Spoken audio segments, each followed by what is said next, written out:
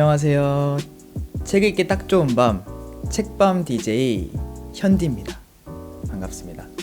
제가 오늘 처음으로 이제 이렇게 또 첫 지금 녹화를 하고 있는데 너무 지금 떨려요. 너무 떨리는데 여러분들 저희 책밤 같은 경우는 이제 또 밤에 잠이 오지 않을 때 아니면은 뭔가 생각에 빠져 있을 때 그럴 때 약간 이제 조용하게 잔잔하게 듣기 좋은 그런 채널이거든요. 그래서 여러분들 구독 한 번씩 눌러주시면 감사하겠습니다. 그래서 오늘 소개시켜드릴 책은 정세랑 작가의 피프티 피플이라는 책인데요.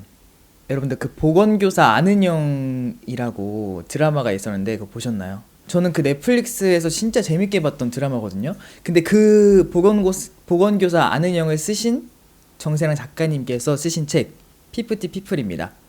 일단 이 책 같은 경우는 제가 먼저 말씀드릴 게 있는데 오늘 아침에 그 지하철을 타고 이제 아침에 방송을 막 가고 있었어요. 가는데 아침에도 출근길이다 보니까 막 사람이 막 그냥 바글바글 와글와글 막 이렇게 있었어.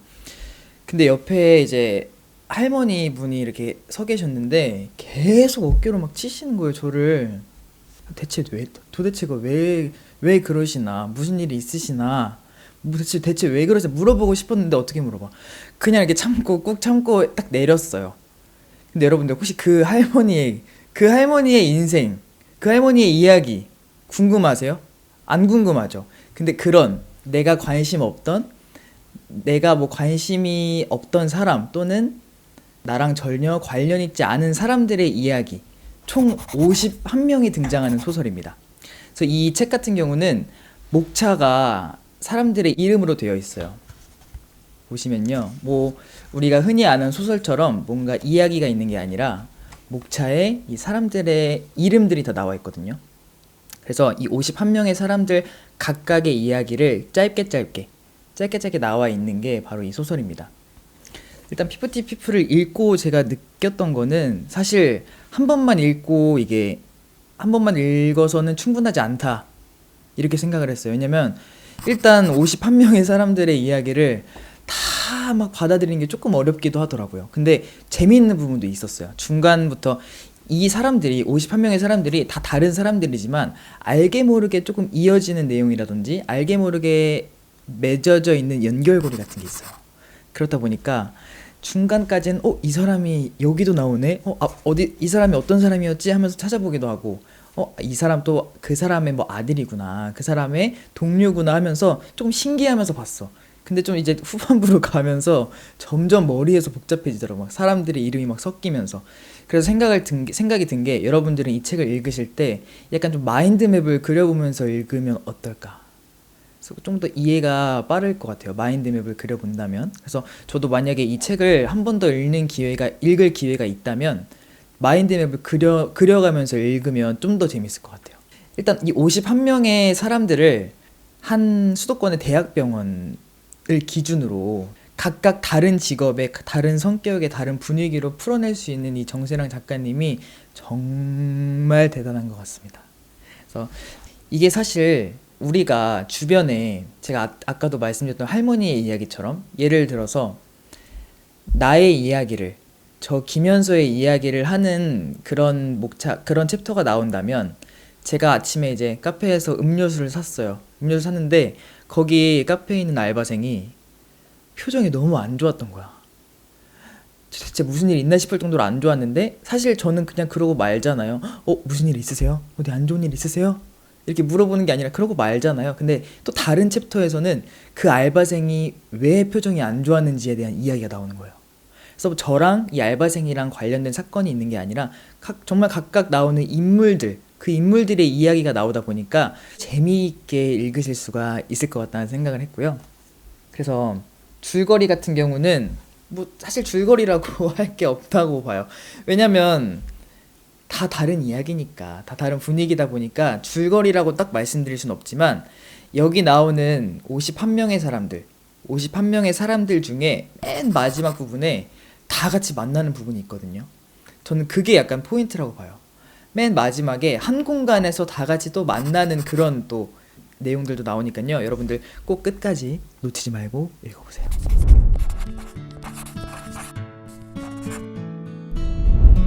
일단 제가 조금 이 내용 중에서 몇 가지 소개시켜 드리고 싶은 내용이 있었어요. 일단 그 여기 나오는 인물 중에 외국인은 두 명이 나오거든요. 외국인은 두 명이 나오는데 그 중에 한 명, 외국인 그 중에 한 명, 그분의 성함은 제가 또 이름 외우는 걸 잘 못해요. 또 게다가 50명이 나오는데 어떻게 또 외웁니까 제가. 게다가 외국인이야. 그분 중에 한 명은 스티브 코티앙. 스티브 코티앙이라는 국가대표 핸드볼 선수예요. 근데 이 사람이, 이 스티브 코티앙 선수가 이제 우리나라의 핸드볼 국가대표로서 우리나라 이제 큰 꿈을 안고 정말 대한민국은 너무 멋있고 너무 좋은 곳이야 라는 큰 꿈을 가지고 오게 됐는데 막상 와보니까 되게 실망하는 부분들이 많았던 거지. 뭐 내가 생각했던 그런 이미지도 아니고 사람들도 뭐 내 말 잘 못 알아듣고 게다가 부상까지 당해버리니까 완전 그냥 후회를 하는 병원 안에서, 그러니까 입원을 한 병원 안에서 후회를 하는 듯한 그런 이야기가 나오거든요. 근데 이 스티브 코티앙이 그렇게 우울함을 가지고 이제 입원해 있는 병원의 창문 밖을 바라보는데 어떤 내용이 나오냐면요. 자고 일어나니 완전히 어두워져 있었다. 창밖을 내다보았다. 카니발이 끝났는지 궁금했기 때문이다. 그러다가 문득 옆 건물 옥상에 혼자 서 있는 여자를 보았다. 모든 천막이 사라진 공터를 내려다보고 있는 모습이 쓸쓸해 보였다. 어째서 저렇게까지 쓸쓸해 보이는 걸까? 궁금해하고 있을 때 여자가 고개를 스티브 쪽으로 돌렸다. 스티브가 손을 흔들었다. 반사적으로 한 행동이었다.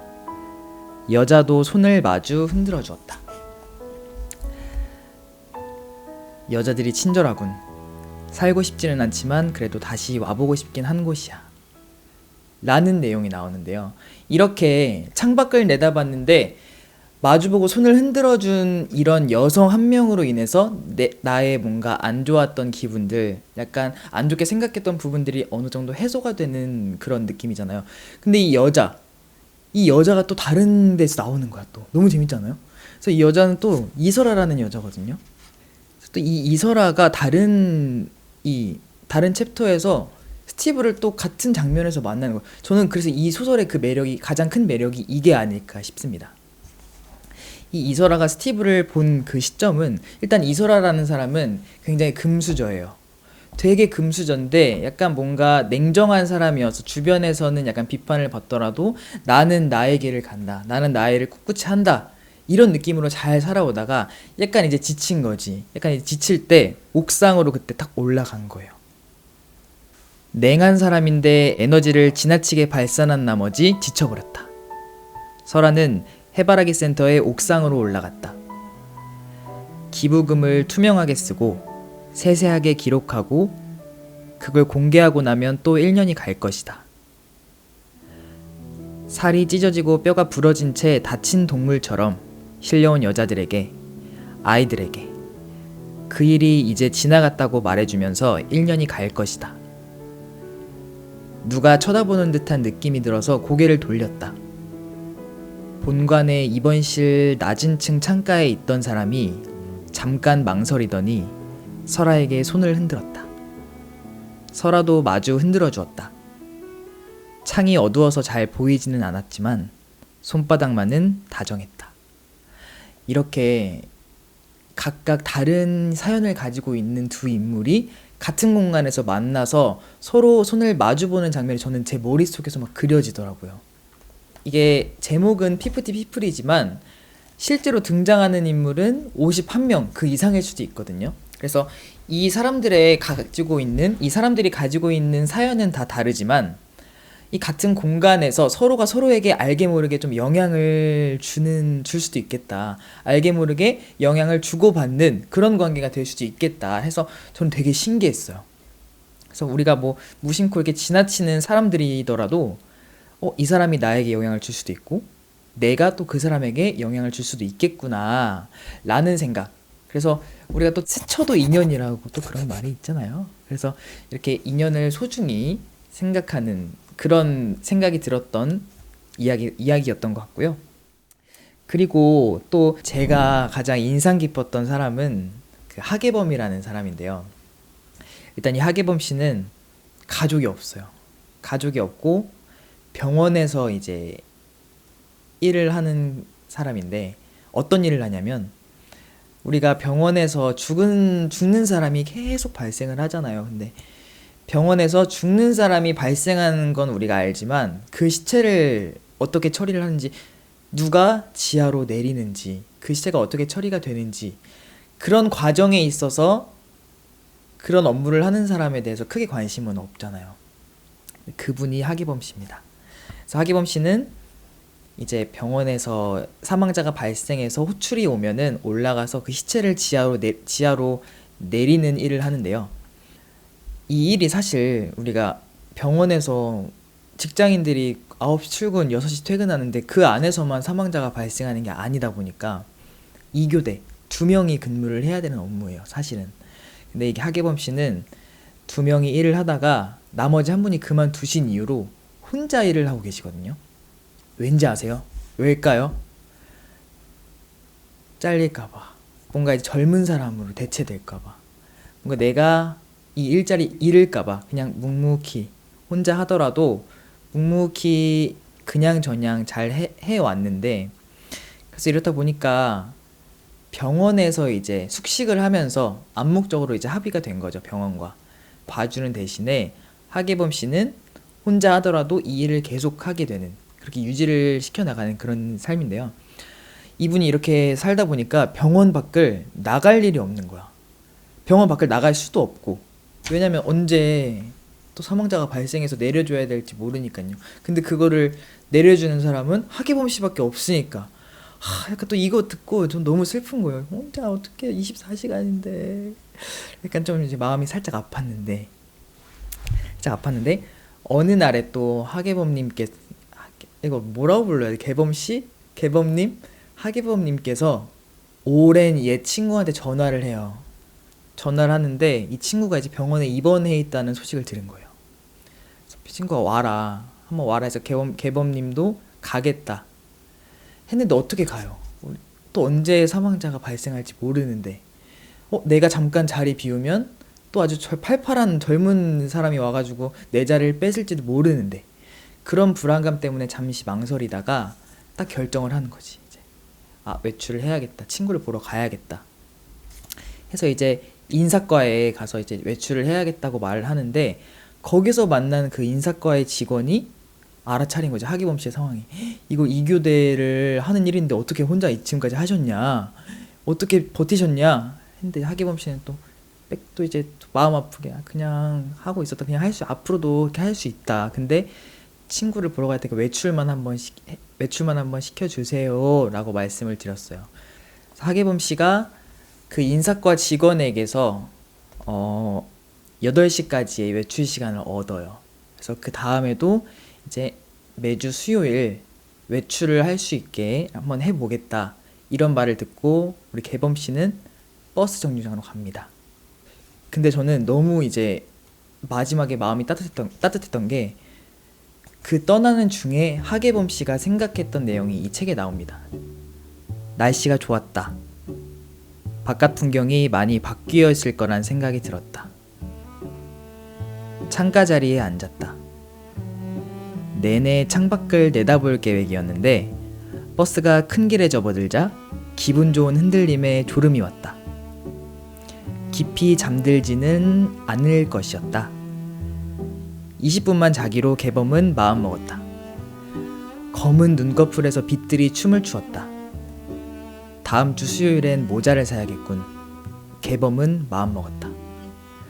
마지막에 다음 주 수요일엔 모자를 사야겠다고 마음을 먹은 이 부분이 저는 약간 소름이 돋더라고요.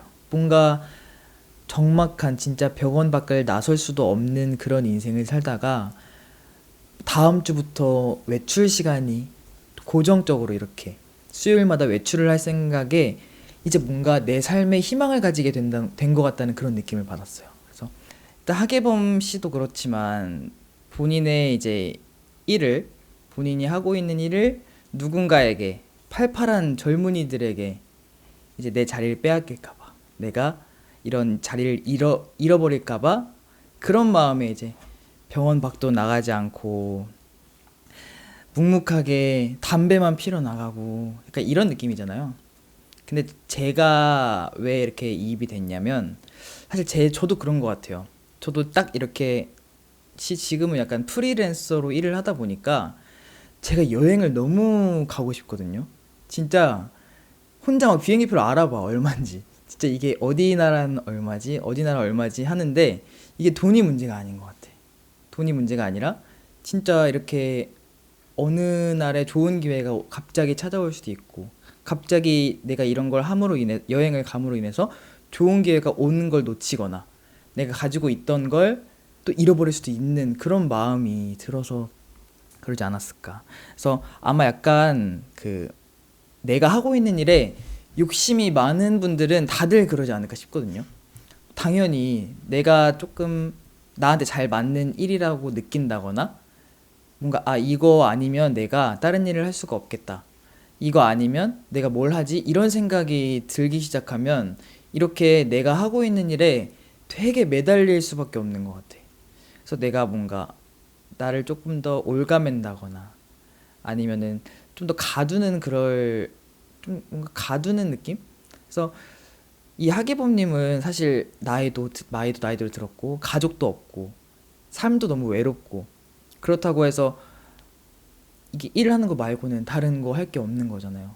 그래서 저 같은 경우도 지금 이 방송 일을 하고 있으면서도 내가 한번 해외여행 어디 내가 잠깐 나를 위해서 오랜 시간을 쓴다면 갑자기 없어지지 않을까.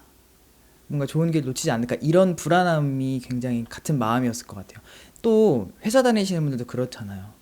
오래되신 분들. 그러니까 제가 회사 다닐 때는 저랑은 좀 제가 회사 다닐 때 그런 거리랑은 멀었지만 이제 능력 있는 사람들이 계속 들어오잖아요. 어떤 집단이든 간에 젊고 능력 있는 사람들이 계속 치고 올라오는데 뭔가 나 혼자 도태되어 있는 나 혼자 좀 뒤처져 있는 그런 느낌을 받으시는 분들도 있을 것 같아요. 근데 그런 분들이 딱 그런 느낌을 받고 나서 뭐 나는 나대로 할 거야 라고 하시는 분들도 계시겠지만 내가 어떻게 될지 모르겠다. 나도 이렇게도 해봐야겠다. 저렇게도 해봐야겠다. 하면서 되게 내가 하지 않았던 업무를 조금 더 열심히 한다던가 아니면은 내가 하고 있던 업무라도 조금 더 철저하게 이렇게 하는 분들도 분명히 계실 거라고 봅니다. 근데 이렇게 하계범 씨의 사연은 너무도 마음 아픈 사연이었지만 여러분들 이렇게 깊진 않더라도 분명히 이런 마음에 공감하실 분들 많을 거라고 봐요. 그래서 하계범 씨는 다행히도 이제 매주 수요일마다 이렇게 외출하는 시간이 생겼지만 여러분들도 이런 마음이 들더라도 그렇게 조급해하지 않으셨으면 좋겠다라는 이런 생각. 그래서 조급해하지 마시고요. 그냥 물 흘러가는 대로 사세요, 여러분들. 이게 뭐 정답은 없다고 하잖아요. 내가 하는 만큼 최선을 다해서 하면 그게 나중엔 다 돌아오지 않을까.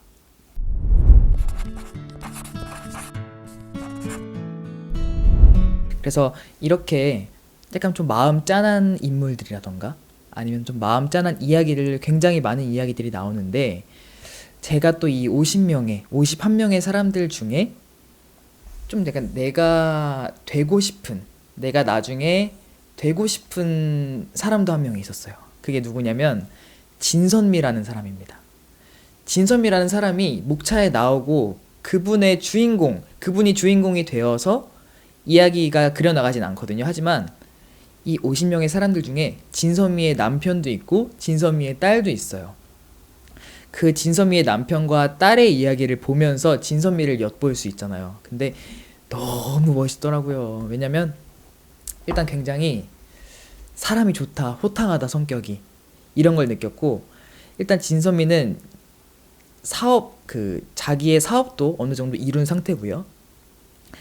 좋은 일이건 안 좋은 일이건 약간 호탕하게 웃어넘기는 일단 웃고 보는 좀 긍정적으로 생각하는 그런 캐릭터예요. 그래서 저는 뭐 우리가 살아가다 보면 좋은 일도 있고 안 좋은 일도 있고 뭐 우울한 일도 있고 많은 일들이 있겠지만 일단은 한번 웃고 시작하면 내가 힘든 일도 조금은 더 잘 이겨낼 수 있지 않을까라는 생각도 했고요. 근데 사실 또 그 진선미의 단점으로 나오는 게 약간 가끔 눈치 없다. 약간 웃으면 안 되는 상황에서도 가끔 웃는다. 약간 이런 장면도 나오지만 차라리 그게 나은 것 같아. 어떤 일이 나오더라도 바로 막 몰입을 해서 거기에 너무 이입되는 것보단 일단 좀 긍정적으로 조금 둥글둥글하게 생각을 하는 그런 느낌을 받아서 저는 진선미 같은 어른이 되고 싶습니다. 그리고 또 이제 책을 보다 보면요. 제가 말씀드렸잖아요. 이게 뭐 사건이 여러 가지 사건들이 나와요. 사회적인. 예를 들어서 싱크홀에 갑자기 빠져가지고 다친 사람이라든지 가습기 살균제의 피해자라든지 아니면 뭐 화재 사건이라든지 이런 사건들 속에서 죽는 사람도 있고요. 뭐 다치는 사람도 있고요. 많은 사람들이 나오지만 보통 소설은요. 그런 사건에 초점을 맞추는 경우가 많잖아요.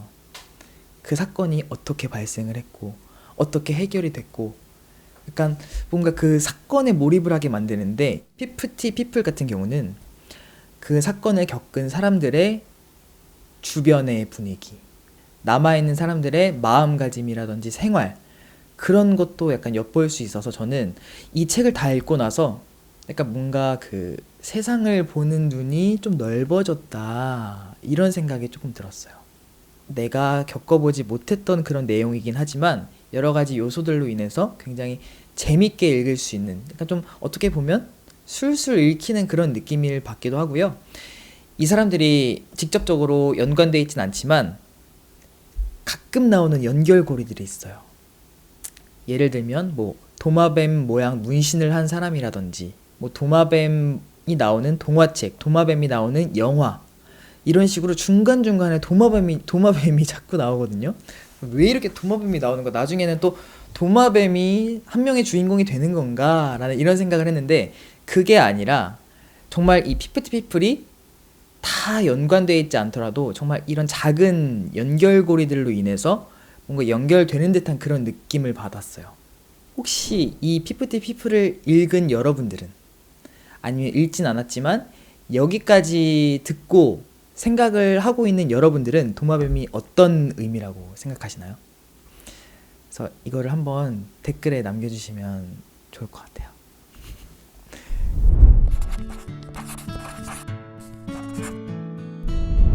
그래서 진짜 마지막으로 이제 이 책에 대해서 거의 한마디로 말씀을 드리자면 진짜 누구 하나 특별한 삶이 없고 누구 하나 특별하지 않은 삶이 없다.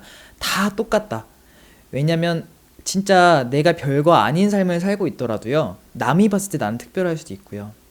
내가 정말 특별하다고 생각할지라도 남이 봤을 때 내가 별로 특별하지 않을 수도 있어요.